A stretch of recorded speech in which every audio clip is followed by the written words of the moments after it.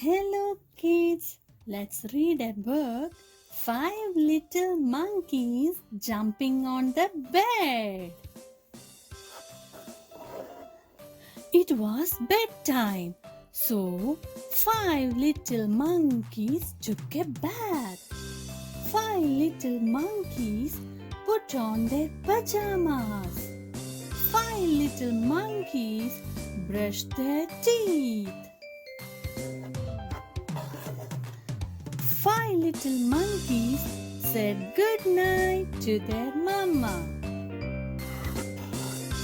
Then five little monkeys jumped on the bed. One fell off and bumped his head. The mama called the doctor. The doctor said, "No more monkeys jumping on the bed." So, four little monkeys jumped on the bed.